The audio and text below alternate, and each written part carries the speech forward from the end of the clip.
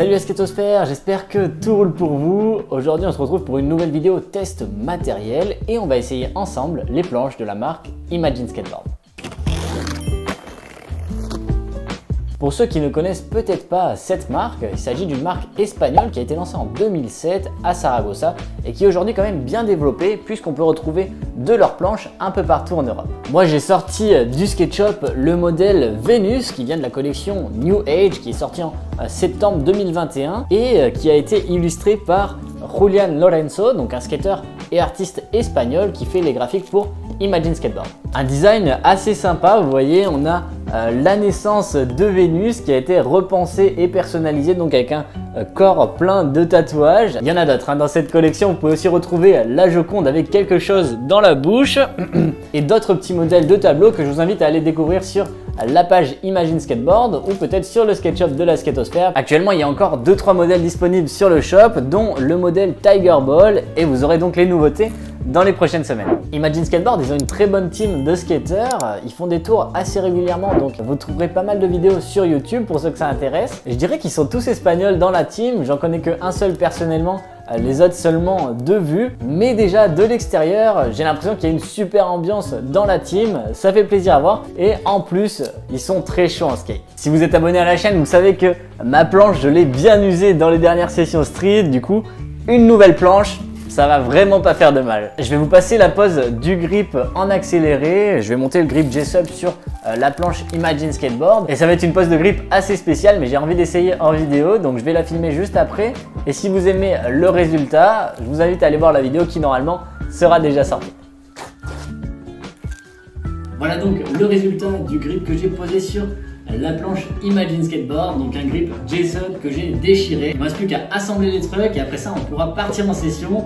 Comme d'habitude, je vais skater la planche pendant un mois, plus ou moins une dizaine de sessions. Et après avoir donc bien utilisé la deck, je reviens vers vous en fin de vidéo pour vous dire ce que j'en ai pensé.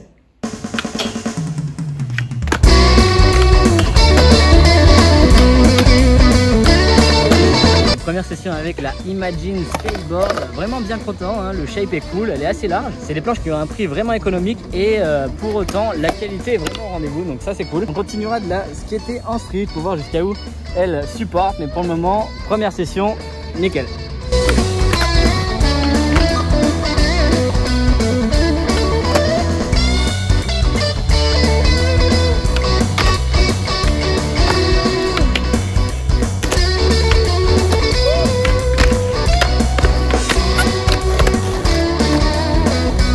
Honnêtement, je sais plus du tout à quel nombre de sessions j'en suis, mais la planche est toujours nickel.